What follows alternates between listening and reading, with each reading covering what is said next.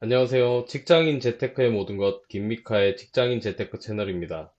2025년 5월 28일 기준으로 뜨겁게 달아오른 미국 주식 시장과 트럼프의 관세 정책, 그리고 앞으로의 투자 전략을 정리해 보려고 합니다.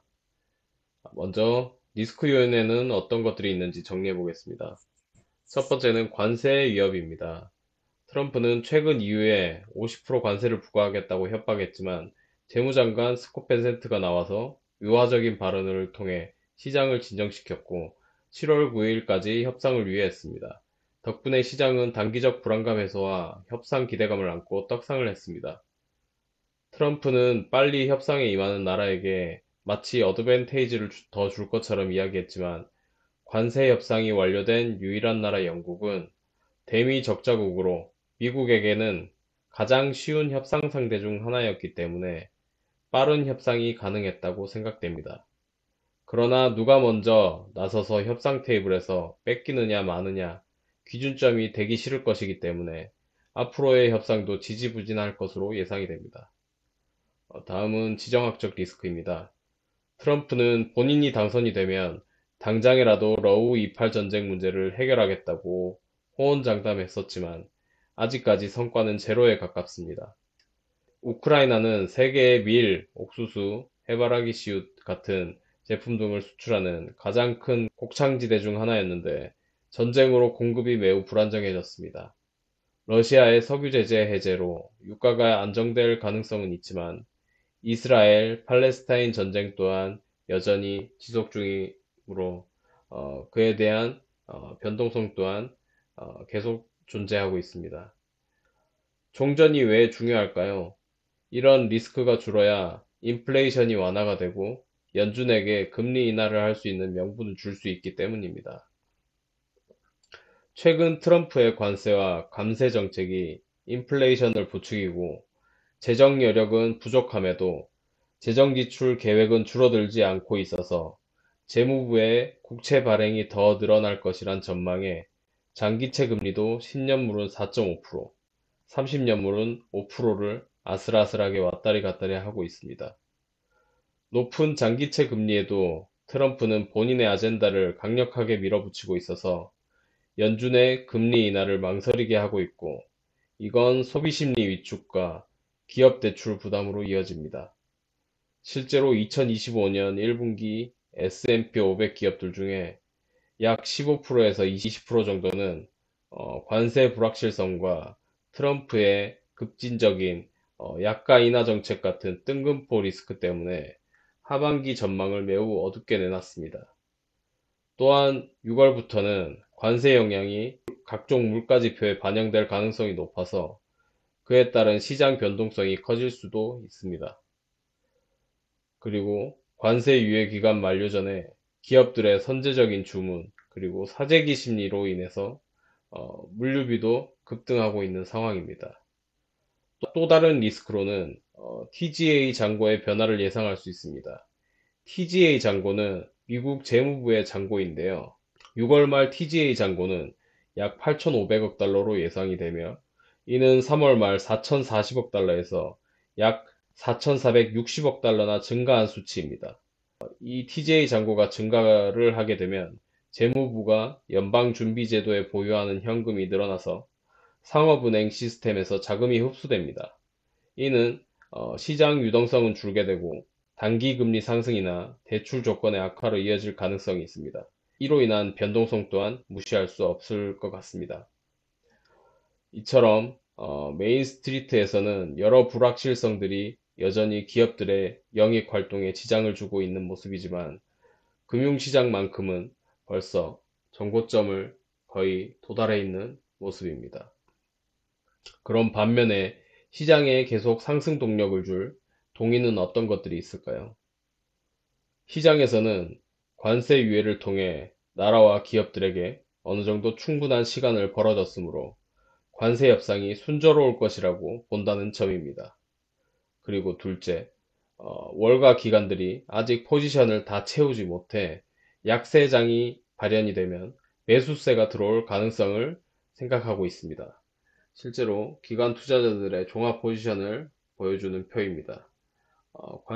트럼프의 관세 발표 이후 폭락했던 포지션이 어느 정도 채워지기는 했지만 평균에 많이 못 미치는 모습이고, CTA들의 주식 포지션 추이 또한 평균치에 많이 못 미치는 상태입니다. 그리고 이 표는 투자자 심리와 기술적 지표 추이를 보고 있는데요. 불베어 인덱스, 그 다음에 투자자 심리, 풋콜 비율, 세계 주식 200일선 평균 모두 평균 밴드 수준으로 회귀했음을 알 수 있습니다. 이처럼 심리 및 기술적 지표도 양호한 것을 확인할 수 있습니다. 그리고 셋째, 트럼프의 관세 발언이 불안감과 변동성을 증폭시켰다면 이제는 베센트라는 월가 출신 인물이 이 변동성을 통제 중이라는 것입니다. 지난주에도 유럽연합에게 관세 50% 협박을 했지만 베센트가 바로 유화적인 발언을 했고, 얼마 안가 7월 9일까지 관세 유예를 선언하면서 이제는 트럼프가 약간 양치기 소년, 물로켓이 된 느낌을 전 세계가 인지하고 있을 것 같다는 생각이 듭니다. 넷째, 관세로 인한 인플레이션은 아직 소비자 가격에 천천히 반영되고 있고, 현재까지 나온 지표로는 물가가 상당히 양호해 보인다는 것입니다. 물론 앞으로 컨센을 지나치게 상회하는 물가 지표가 나온다면 시장이 관세의 왜곡 효과로 판단하고 시장을 끌어내릴지. 넷째, 관세로 인한 인플레이션은 아직 소비자 가격에 천천히 반영이 되고 있고, 현재까지 나온 지표로는 물가가 상당히 양호해 보인다는 것입니다. 물론 앞으로 컨센을 지나치게 상회하는 물가 지표가 나온다고 해도 이건 관세로 인한 왜곡 효과니 그냥 올려 하고 올릴지 끌어내릴지는 알 수 없습니다. 다섯째, 어, 미국 광의 통화량은 22년 금리 인상 및 양적 긴축 이전 전고점을 보시면 여기가 전고점인데요. 벌써 갈아치운 모습입니다. 그만큼 시장의 유동성이 풍부하다는 뜻이고, 주식을 매수할 돈은 시장에 넘친다는 이야기입니다. 마지막으로 트럼프가 스테이블 코인과 SLR 규제 완화로 장기채 금리를 낮추려는 전략입니다. 스테이블 코인을 달러와 1대1 패깅을 해서 국채 수요를 늘리고 SLR 규제를 풀어 은행 대출 여력을 키우는 것입니다. 간단하게 더 설명해 보자면 홍콩 달러 페그제와 같이 스테이블 코인으로 달러와 1대1 가치를 고정시켜서 안정성을 담보해주고, 이 달러는 국채를 담보로 보유하게 만들어서 달러와 국채 수요 모두를 끌어당기게 합니다.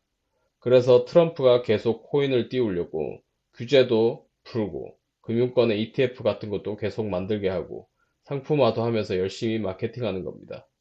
그리고 SLR 규제는 2008년에 리먼 브라더스 금융위기 기억나시나요? 걔한테도 대출을 내서 집을 사게 만들었던 모랄 해저드가 만연해서 생겼던 금융위기였죠.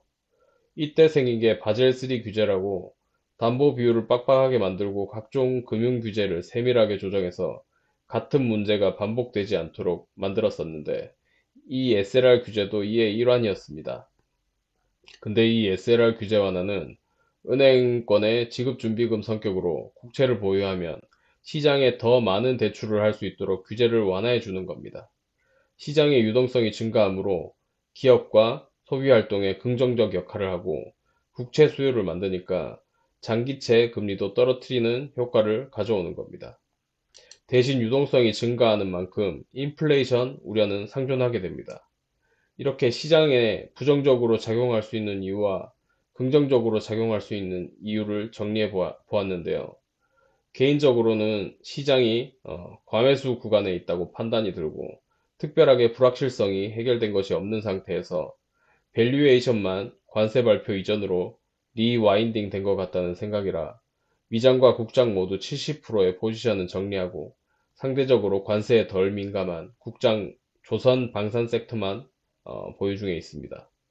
아마도 6월부터 발표되는 지표에서는 관세의 영향을 어느 정도 받은 지표들이 발표가 될 텐데 시장이 어떻게 반응할지 지켜봐야 할 것 같습니다.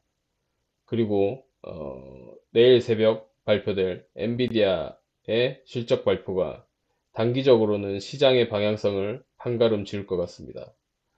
보시는 화면은 5월 30일 만기가 되는 엔비디아의 콜풋 옵션 볼륨 현황인데 지난 실적 발표 때 가이던스가 조금 하향 조정된 점과 중국으로의 수출 규제로 인한 뉴스를 블랙웰의 성과가 얼마나 상세해 줄지가 중요해 보이는데 상대적으로 이 콜풋 옵션 볼륨만 본다면 콜이 조금 더 우세해 보이는 만큼 실적이 크게 빠그러지지 않는 이상에는 많이 빠지지 않을 것 같아 보입니다. 일단은 오늘 처음 이렇게 영상을 올려보는데 머릿속에 있는 내용을 꺼내서 누구에게 보여준다는 것이 생각보다 엄청 어려운 것 같습니다. 내용을 정리하는데도 시간이 굉장히 많이 걸렸고 녹음도 몇 번을 했는지 모르겠네요. 아무튼 정리했던 내용이 마음에 드셨다면 좋아요 눌러주시고 시청해 주셔서 감사드립니다. 감사합니다.